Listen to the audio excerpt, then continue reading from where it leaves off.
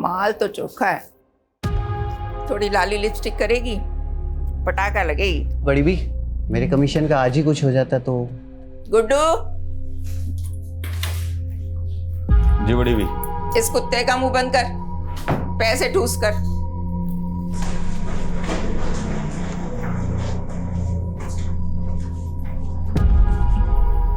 आज से ही काम शुरू करना है, तब तक यहीं रहना होगा, समझी? मुंह में जबान नहीं है क्या? भूख लगी है? खाना नहीं खाएगी तो रात भर कैसे टिकेगी? मैं खाना भिजवाती हूँ तुम्हारे लिए।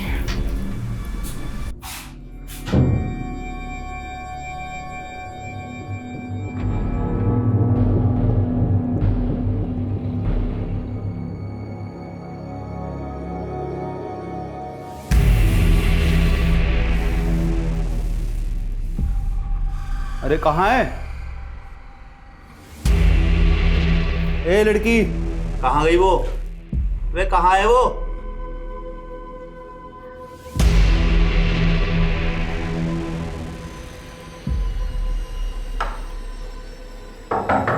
लड़की, ए लड़की,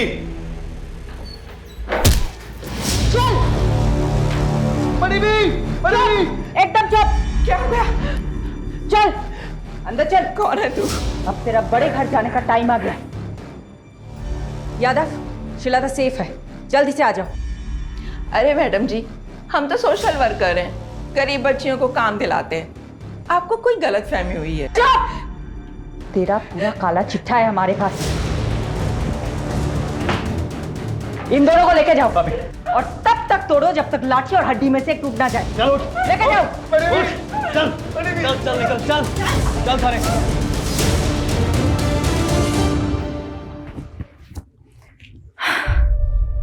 शिलता बेटा, ठीक हो तुम? कुछ नहीं होगा तुम्हें, ओके?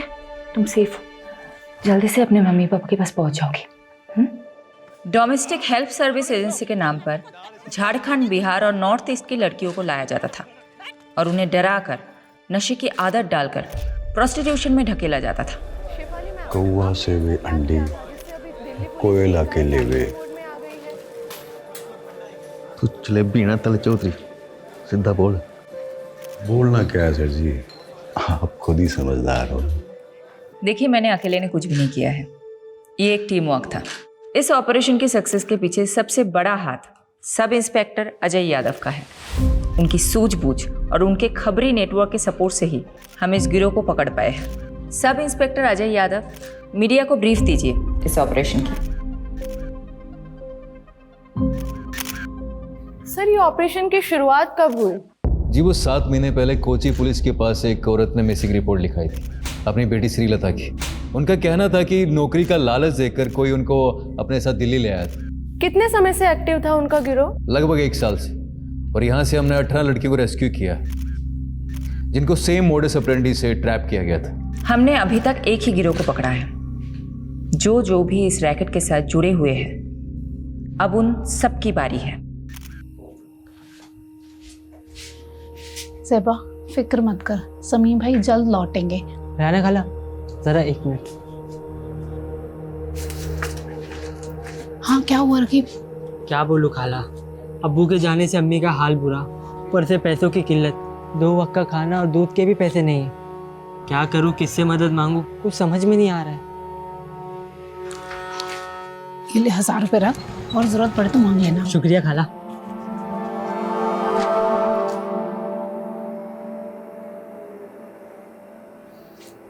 अजीज, शमीम का कुछ पता चला क्या? पुलिस ने कहा है कि वो पता लगाएगी शमीम का। वैसे मुझे नहीं लगता वो लोग कुछ करेंगे।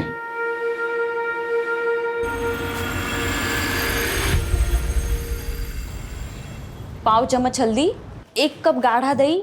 दिखाइए तो क्या क्या लिखा। ये देखो। अरे मैडम, ये क्या लिख दिया आपने? मैंने 1 चम्मच लाल मिर्च और पाव चम्मच हल्दी बोला था, सब उल्टा लिख दिया आपने। अच्छा हुआ तुमने देख लिया, वरना पता नहीं मैं क्या कर रही हूँ। एक्चुअली आज आरुषि की फ्रेंड्स आ रही है स्लीप ओवर के लिए, तो मैंने सोचा कि कुछ अच्छा सा बढ़िया सा पंजाबी डिश बना कर खिलाऊं। आई होप आज मैं आरुषि को कोई शिकायत का मौका ना दूँ। अच्छा, श्रीलता को मेडिकल एग्जामिनेशन के लिए भेजा था, रिपोर्ट्स आई? जी मैडम, कल शाम को ही आ गई थी। रेप तो नहीं हुआ था उसके साथ, बट काफ़ी मात्रा में उसको ड्रग्स दिए गए थे। डॉक्टर ने बोला है कि 2-3 दिन ऑब्जर्वेशन में रखेंगे। चलो मैं रेसिपी ख़त्म करती हूँ। Hello, what?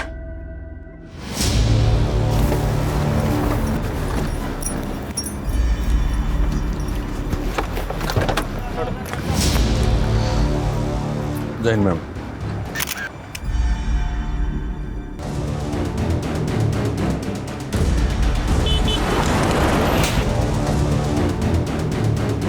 Solanki, mobile, wallet, ID card कुछ मिला? नहीं मैडम जी। सोलंकी, पोस्टमार्टम के लिए गाड़ी को बुलाया कि नहीं? हाँ बोला सर। बोल दिया ना? कब तक आ रहे हैं? बस 10 मिनट बाद। फिर चेक कर लेंगे। दी, देखो मैंने लाइट ऑन कर दी, कैसा लग रहा है? Very good Rohan.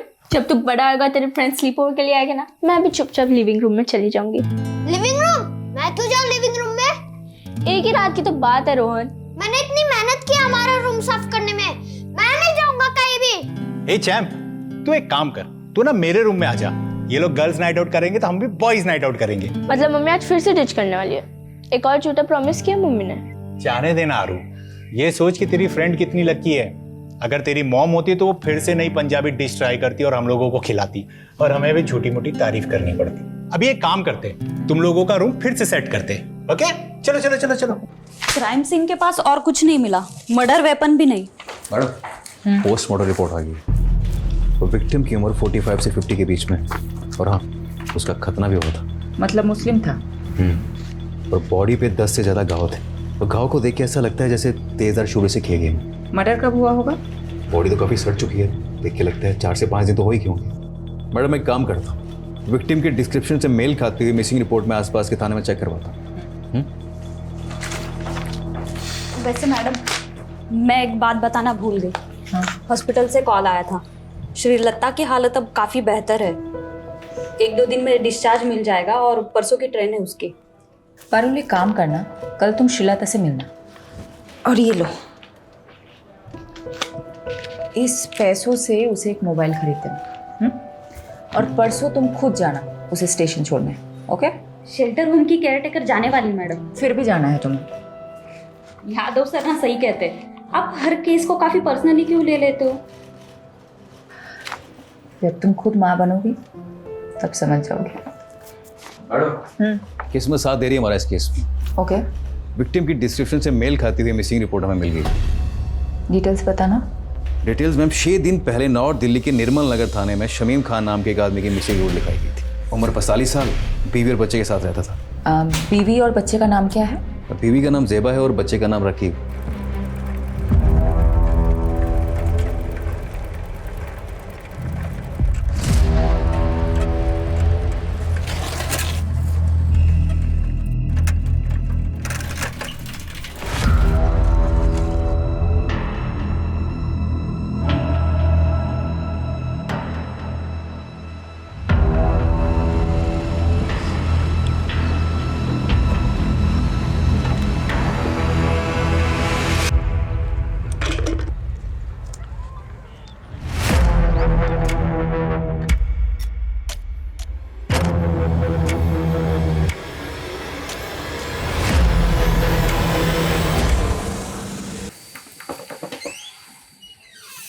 Party sir, आपने बुलाया मुझे? इधर आ, ये देख जरा। क्या हुआ सर? धोखा है मेरे साथ, धोखा। नहीं सर, मैं तो रोज 9 घंटे की पाली खत्म करके ही निकलता हूँ। तो झूठ बोलता है। नहीं सर। ऊपर से काम चोरी करता है। अब ध्यान रख ले, अगले 1 महीने तक तूने ओवर टाइम करके मेरा हिसाब पूरा करना है। अगर कुछ गड़बड़ हुई तो याद रख, तेरा वही हाल होगा जो शमीम का हुआ था, समझा?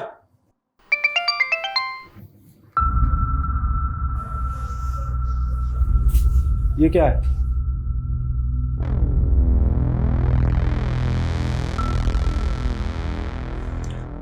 पहले शमीम कहीं चले गए और अब रकीब का भी पता नहीं। कुछ पता चला रकीब का? नहीं। लेकिन मैंने रकीब के कुछ दोस्तों से बात की। रकीब ने किसी को 1000 रुपए दे के बंदूक खरीदी है। रकीब बंदूक क्यों खरीदेगा?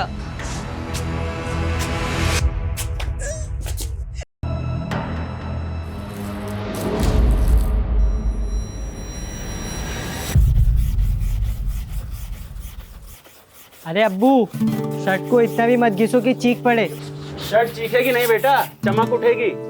ये देख तेरे बाप के हाथों का कमाल। एक शर्ट पूरे 5 साल चलाता हूँ, समझा?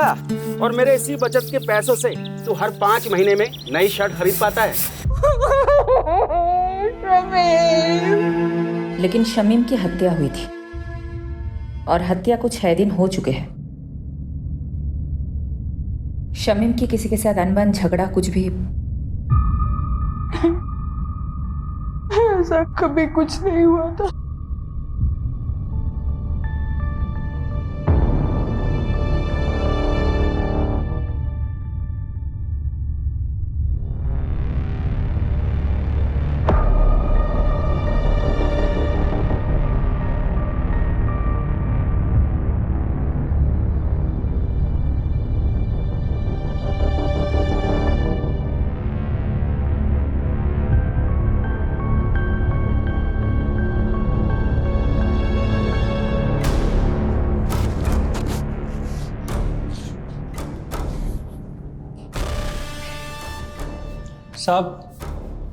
साहब वो बड़े साहब से मिलना था। नाम क्या है तुम्हारा? बाबू। बाबू पक्का यही था वो? कितनी बार बताया साहब, 100% यही था। 2 आदमियों ने इसे पीछे से पकड़ रखा था और एक आदमी इसको चाकू मार रहा था। हमारे पास इतने दिन बाद क्यों आए? मैडम जी, दिल्ली में नया हूँ और किसी को जानता भी नहीं, और फिर पुलिस स्टेशन में आने से हर कोई डरता भी तो है। तो फिर बाबू अचानक तेरी अंतरात्मा कैसे जागे? हाँ साहब, पेपर में पढ़ा कि इसका कातिल अभी तक नहीं मिला, तो मुझे ख्याल आया कि वो किसी का पति, किसी का भाई होगा शमीम, और उसे इंसाफ तो मिलना चाहिए ना। पर मैम, मुझे किसी लफड़े में नहीं फंसना। बाबू, मेरी बात अच्छे से सुनो जी। इस शमीम को 3 लोगों ने मारा है। उनका हुलिया पहचान सकते हो? चित्र बनवा सकते हो? शक्ल तो याद है मुझे मैम, रोज रात को सपने में आते हैं तीनों कमीने।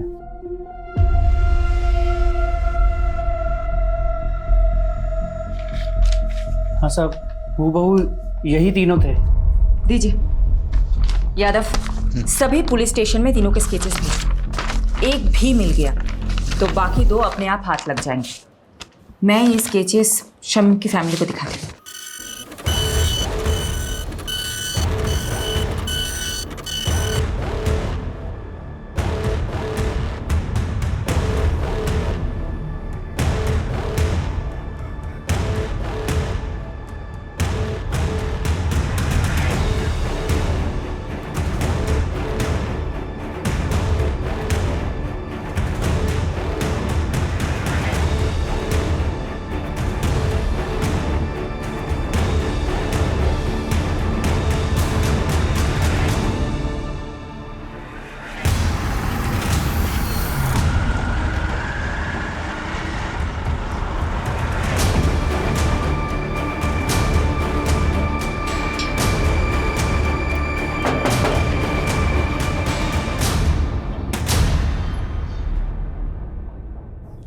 सेबा, तुमने हमें बताया था कि शमीम की किसी के साथ दुश्मनी नहीं है, लेकिन हमें एक आई विटनेस मिला है जिसने 3 लोगों को शमीम को मारते हुए देखा था। तीनों कुछ ऐसे दिखते हैं। मैंने इन्हें पहले कभी नहीं देखा।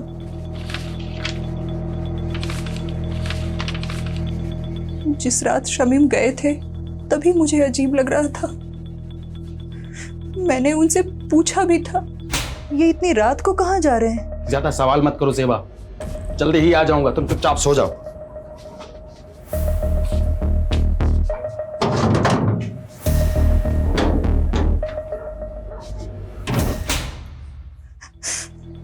बस थैली लिए और चले गए।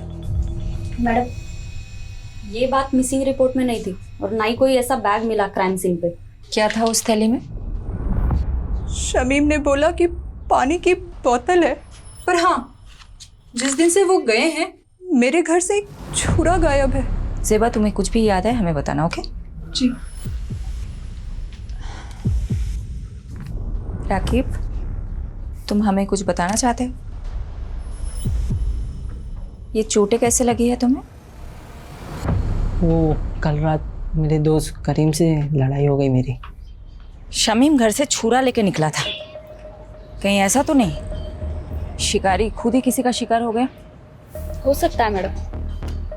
वैसे राकीब का घाव देखकर मुझे तो लगा कि वो जरूर कुछ ना कुछ जानता होगा। सकते से पूछे क्या? नहीं, माइनर है, कोई और तरीका आजमाना होगा। यादव कहाँ है? बोल तो रहे थे कि यही आएंगे, पूछती हूँ। काट दिया, कोई और एंगल टटोल रहा होगा। यही तो करता है वो। ये क्या है? शमीन खान आपकी फैक्ट्री का वर्कर था। इन तीनों में से किसी एक ने उसको मारा हो सकता है। तो इन तीनों में से आपकी फैक्ट्री का कोई था, आप जानते होंगे? 150 वर्कर है मेरी फैक्ट्री में। सबकी शक्ल ना मुझे याद रहती है ना मुझे याद रखनी है।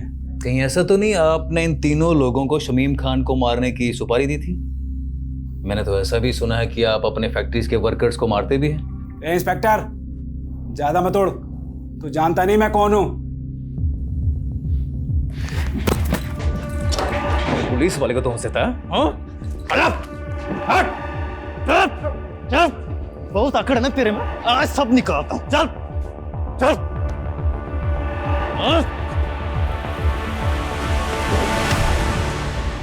अगली बार घसीटता हुआ सीधा थाने ले जाऊंगा। दोबारा पुलिस के सामने इज्जत से पेश आना, समझा? चल।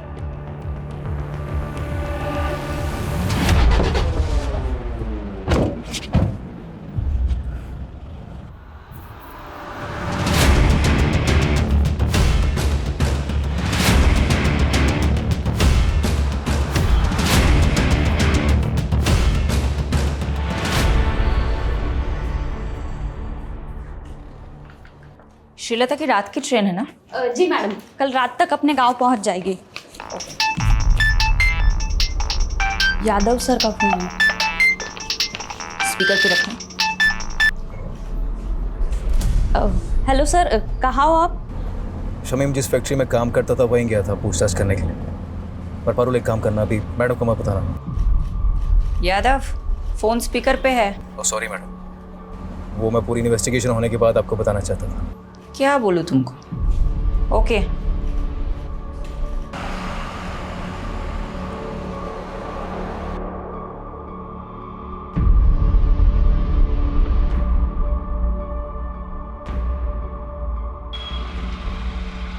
तो देखा क्या? हाँ सर, देखा देखा सा तो लग रहा है।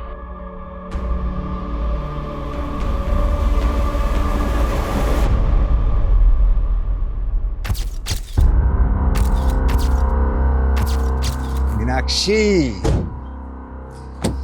I'm gonna miss you. उम्र 55 की, लेकिन दिल बचपन का है तुम्हारा। 2 दिन के लिए तो जा रहे हो, महीनों के लिए नहीं। हाँ, लेकिन शादी के इतने सालों में भी 2 दिन भी मैं तुमसे दूर कहाँ रहा हूँ कभी। डॉक्टर हर्षवर्धन, मैं तो रेडी थी सूरत जाने के लिए, तुम ही ने तो मना किया ना। अब 2 दिन के लिए तुम मेडिकल कॉन्फ्रेंस में जाके क्या करती? नेक्स्ट मंथ मॉरिशस में एक मेडिकल सेमिनार है, उसमें चलेंगे ना साथ? ठीक है, चल बाय।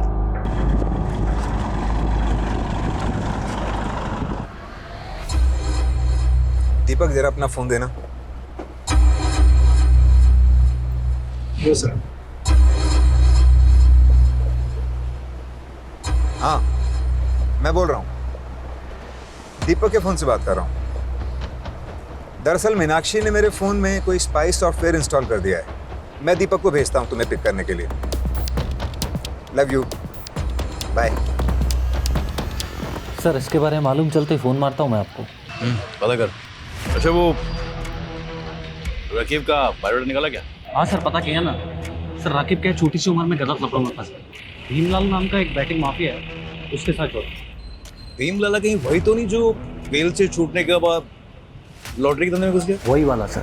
सर हुआ क्या, जब भी शमीम गायब हुआ ना, राफिक को सीधा शक भीम लाला पे गया और वो उससे मिलने चला गया। ए, क्या कर रहा है ये? पागल हो गया?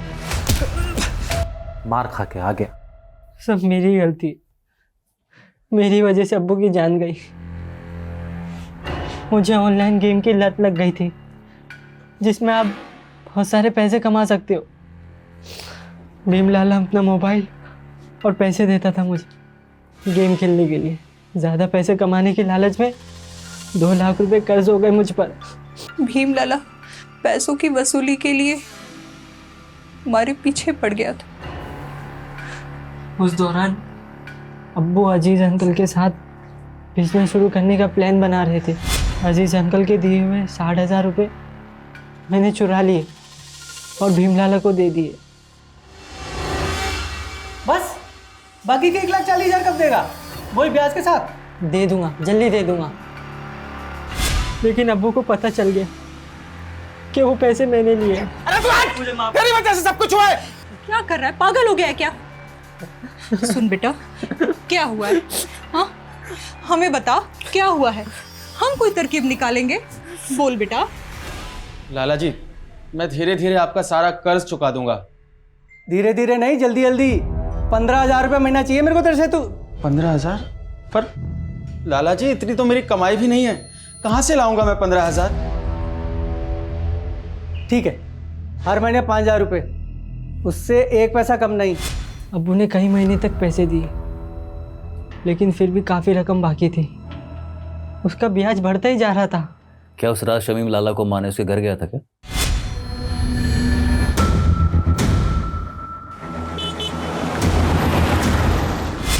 ताकि उसका कर्ज ना चुकाना पड़े?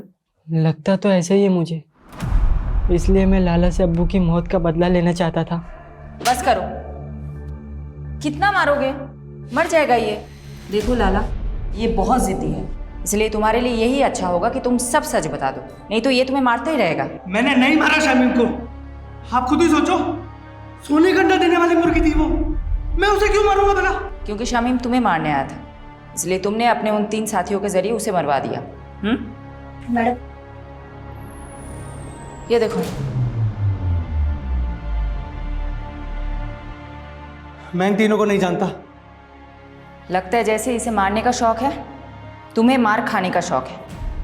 ठीक है, करते रहो अपने अपने शौक पूरे। चलो चालू हो जाओ। I will call you back. Deepak. जी मैम। साहब को छोड़ा है एयरपोर्ट? जी मैम, छोड़िए। रास्ते में कहीं रुके थे?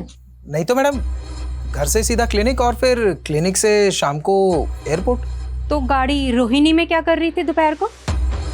कार का जीपीएस मेरे फोन से कनेक्टेड है, झूठ मत बोलना। क्या साहब की माशूका रोहिणी में रहती है? ये सब आप मुझसे मत पूछिए, मैं आपको इस बारे में कुछ नहीं बता सकता, प्लीज। दीपक, दीपक।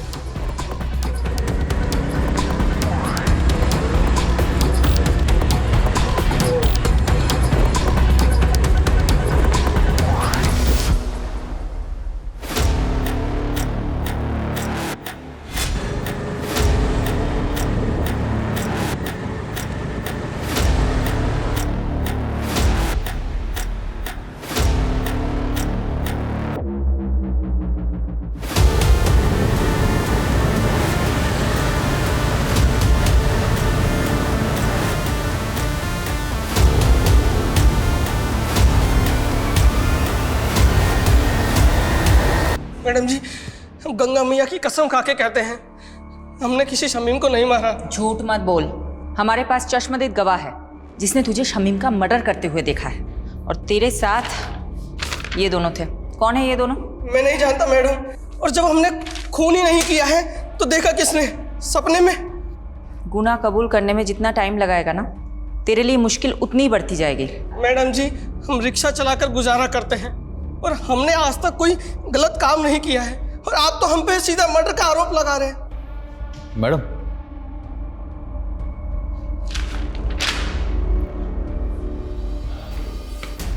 बोलो। हाँ, जीतू के बारे में पता किया मैंने, उसकी मौले से। काफ़ी शरीफ आदमी है, कोई क्रिमिनल रिकॉर्ड भी नहीं है ऐसे। हो सकता है ये मर्डर से डेब्यू किया हो।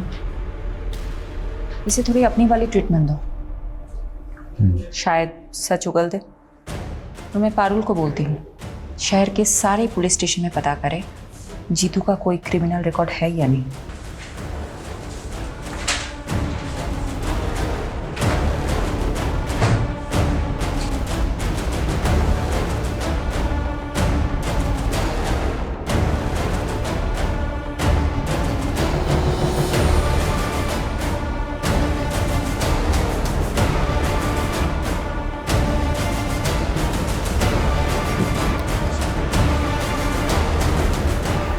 सर, यही है वो विभूति प्रसाद। अरे कुछ नहीं किया तूने, वैसे घुमाने लेके जा रहा है। मैंने क्या किया साहब? लेके डाल इसको। मुझे कहाँ लेके जा रहे हो? लेके चल इसको। जैसी करनी वैसी भरनी।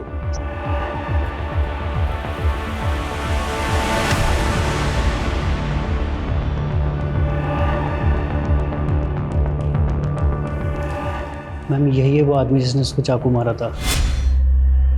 मैम इस वाले आदमी ने उसको पीछे से पकड़ा हुआ था। मैम वो तीसरा आदमी मिला क्या? वो भी मिल जाएगा।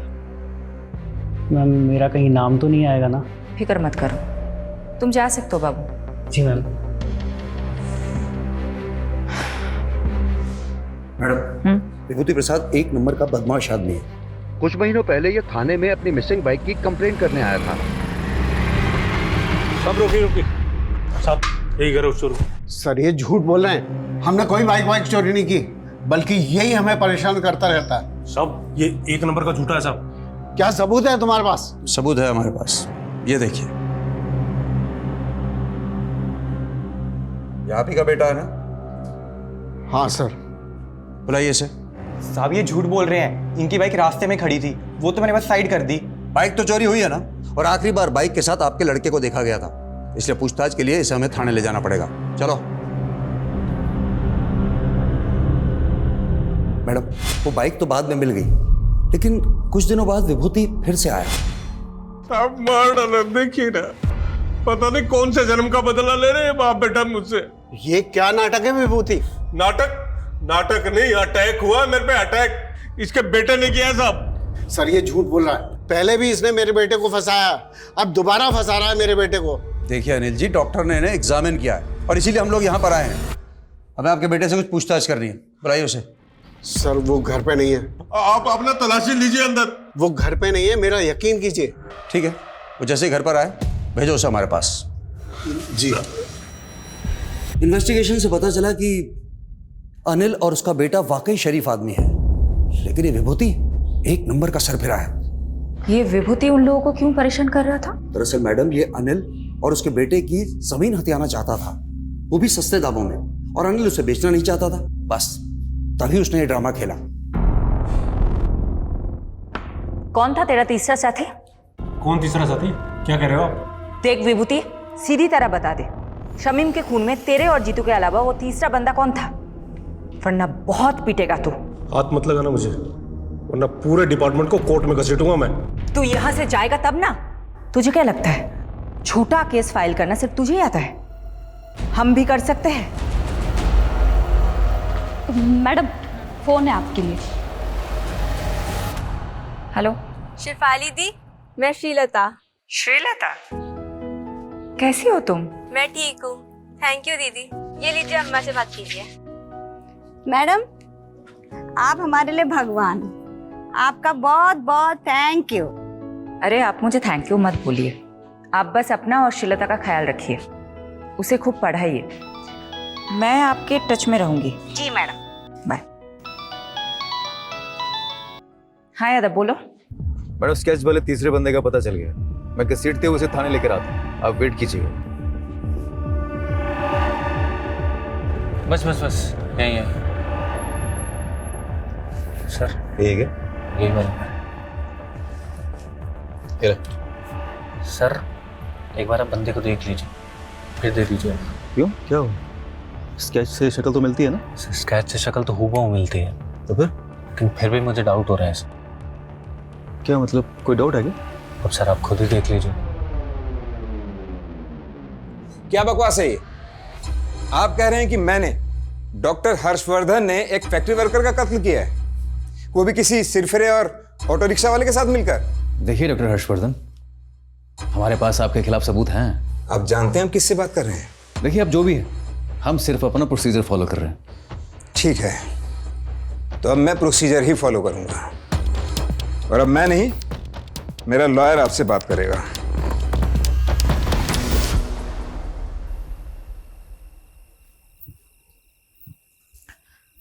ये लो।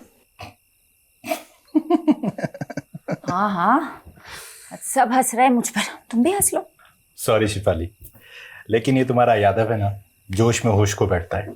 गलती सबसे होती है, इट्स ओके। ये गलती नहीं, ब्लंडर था। सीमोन किसी आई विटनेस ने बोल दिया और तुम लोग शहर के नामी डॉक्टर हर्षवर्धन को अरेस्ट करने के लिए निकल पड़े। क्या फायदा हुआ? 5 मिनट में उसका वकील उसकी बेल करा के चला गया। तुम वकील लोग ना कभी पुलिस की प्रॉब्लम नहीं समझोगे। तुम लोगों को मजा आता है कानून के लूप होल्स को निकाल के मुजरिम को बचाने में। तो अब तुमने ये डिसाइड कर लिया कि डॉक्टर हर्षवर्धन मुजरिम है? नहीं, मैं एक जेनरिक बात कर रही थी। देखो, डॉक्टर हर्षवर्धन को हमने पूछताछ के लिए बुलाया, उसका एक बेस था, एक आई विटनेस है जिसने सस्पेक्ट का स्केच बनवाया है। वो हुलिया बिल्कुल मैच करता है डॉक्टर हर्षवर्धन से। इस ब्लाइंड केस में ये एक ही तो स्ट्रॉन्ग पॉइंट है हमारे पास। एक सेकंड, अब मुझे समझ में आ रहा है, अब मुझे एक्चुअल में समझ में आ रहा है क्यों हम गोल गोल घूम रहे थे इस केस में। Thank you for your help. Sorry madam, मेरी वजह से आपको कमिश्नर सर से बात सुननी पड़ी। यादव, ये सब कुछ छोड़ो। पारुल, मुझे इतना बताओ, विभूति प्रसाद, ऑटो ड्राइवर जीतू और डॉक्टर हर्षवर्धन, इन तीनों के कॉल रिकॉर्ड्स चेक किए? जी मैडम, शक करने वाली कोई बात नहीं मिली। इन तीनों के बीच में कोई कम्युनिकेशन? पिछले 1 साल के कॉल रिकॉर्ड्स में तो इन लोगों की आपस में कोई बात नहीं, और ना ही इन तीनों में से किसी का फोन लोकेशन क्राइम सीन के पास मिला। नाउ थिंक, तीनों अलग अलग एरिया के लोग हैं। इन तीनों का आपस में या शमीम के साथ दूर दूर तक कोई कनेक्शन नहीं मिला। इन तीनों को शमीम से जोड़ने वाला एक ही इंसान है, बाबू। और एक खास बात, ये आई विटनेस बाबू खुद चलकर हमारे पास आया था, राइट?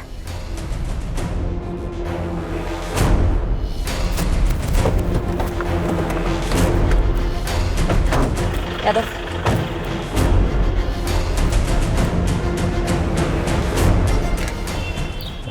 आसपास पता करो बाबू कहाँ है।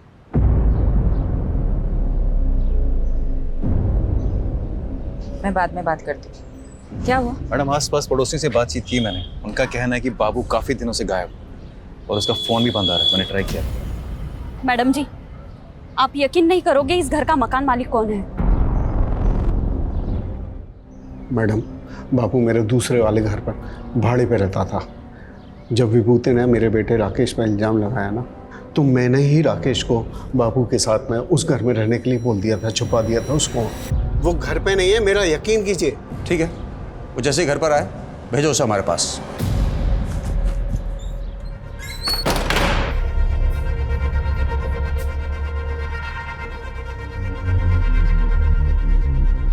हाँ राकेश, तुम जहाँ हो वहीं रहना, तुम अभी घर मत आना।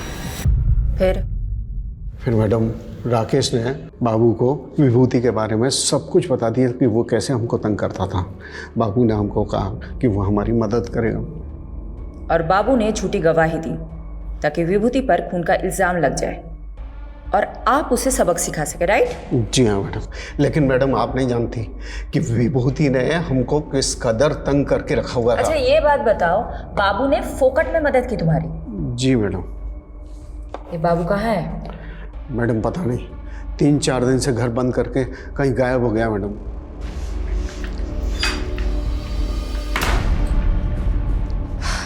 मैडम, बाबू के खिलाफ लुकआउट नोटिस जारी कर दिया है। एक बात मेरी समझ में नहीं आ रही, ये बाबू अनिल की मदद करने के लिए मर्डर केस में झूठा बयान देने जितना बड़ा रिस्क क्यों लेगा? मैडम, हो सकता है बाबू शमीम के मर्डर में इन्वॉल्व हो और खुद गवाही देकर अपने शक की पॉसिबिलिटी खत्म करना चाहता हो। पॉसिबिलिटी है। तो बाबू और शमीम का क्या कनेक्शन है? ढूंढते हैं, कुछ तो निकलेगा। मैडम जी, बाबू के पुराने रिकॉर्ड्स चेक कर रही थी। आज से ठीक 5 महीने पहले तक वो फरीदपुर सिकंदराबाद में रहता था। शायद वहां से कुछ इन्फॉर्मेशन मिले।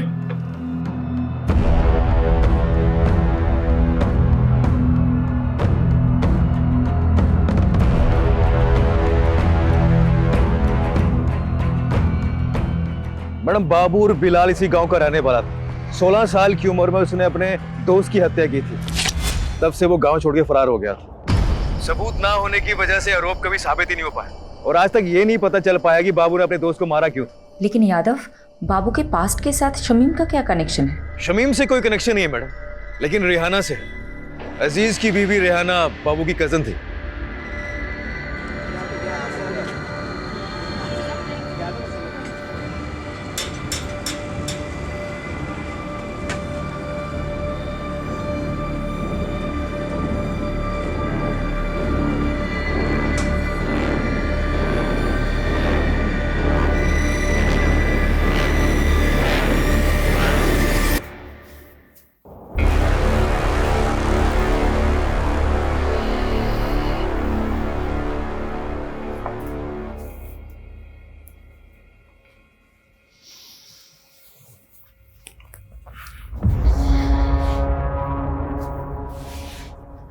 बस ज़ेबा, कब तक ऐसे चलेगा?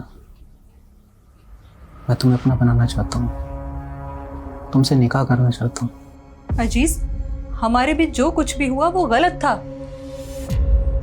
जिसकी सजा भुगत रही हूं मैं। शमीम की रूह को मैं और तकलीफ नहीं देना चाहती। ऐसा मत कहो ज़ेबा, मैंने सब कुछ तुम्हारे लिए किया है।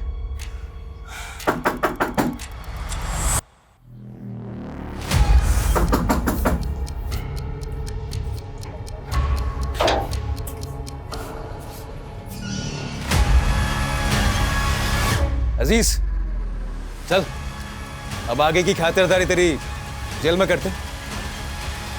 मैं हमेशा से ज़ेबा को पसंद करता था। जब भीम लाला ने शमीम से पैसे हटने शुरू किए तो शमीम काफ़ी चिड़चिड़ा रहने लगा था। वो बात बात पर गुस्सा करता था। मुझे उसकी फिक्र होने लगी तो मैंने एक रोज़ ज़ेबा से बात करने का सोचा। अजीज, मेरी मुश्किलें तो ख़त्म होने का नाम ही नहीं ले रही हैं। रकीब की नादानी ने सब बर्बाद कर दिया। शमीम दिन रात काम करते हैं। मुझे कहीं ना कहीं अंदाजा था कि ये मसला पैसों का है।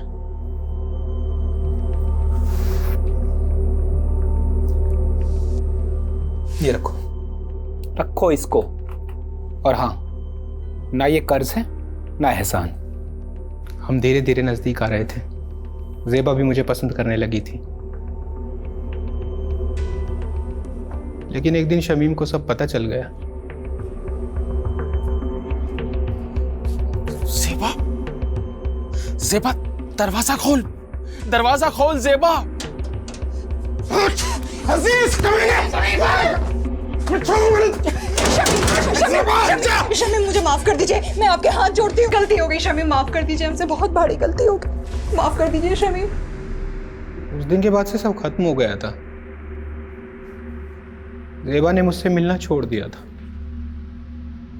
लेकिन मेरे जहन में दिन रात सोते जागते सिर्फ ज़ेबा का ही ख्याल था।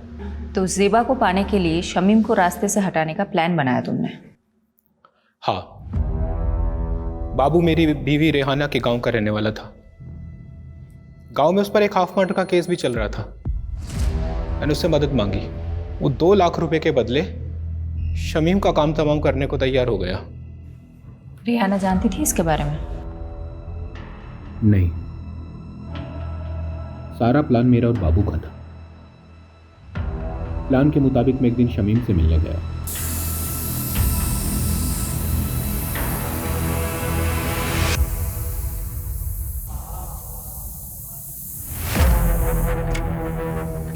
शमीम भाई,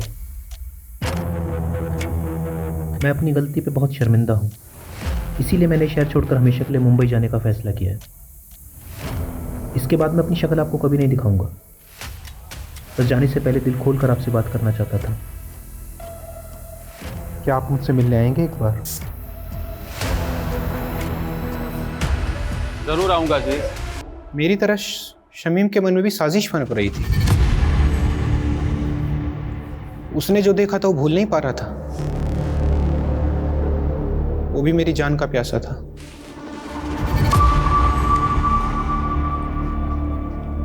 अरे शमीम भाई, बहुत बहुत शुक्रिया आप आए, सच बहुत खुशी हुई। और अब अफसोस होगा कमीने। माफ करना शमीम भाई, हम जानते थे कि एक ना एक दिन आप हम तक ज़रूर पहुंचोगे। इसीलिए बाबू ने आई विटनेस बनने का प्लान बनाया ताकि आपको भटका सकें। बाबू ने विभूति प्रसाद, जीतू और डॉक्टर हर्षवर्धन का नाम क्यों लिया था? ऐसा कुछ सोचा नहीं था। बाबू के दिमाग में जो हुलिया आया वो बयां करता चला गया।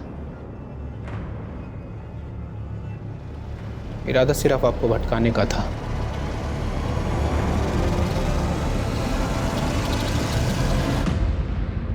वाह मॉम, खाना बहुत अच्छा बना है। थैंक यू बेटा। यशी बेटा, अब तो कुछ खा ही नहीं रही हो, ऐसे नहीं चलेगा। ये मैंने स्पेशली तुम्हारे लिए बना, खा लो। ये लो, थोड़ा खा लो। मुझे तो लगा था हमारी शायद फ्लॉप होने वाली है, ये तो हिट हो गई।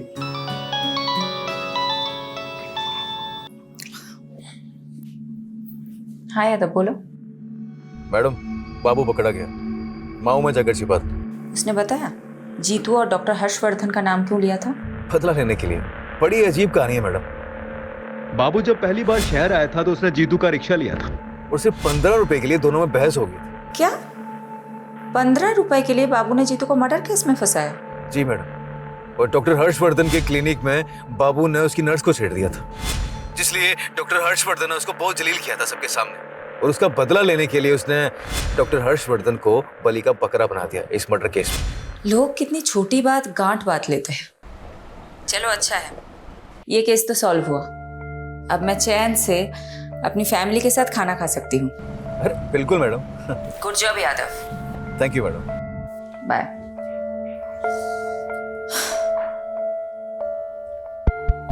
अच्छा सुनो, तुम सब कौन सी मूवी देखोगे, एक्शन या कॉमेडी? Action movie. चलो चलो, खाना खत्म करते हैं, आ जाओ। क्राइम पेट्रोल के ऐसे ही मजेदार एपिसोड्स देखने के लिए हमारे चैनल को सब्सक्राइब करें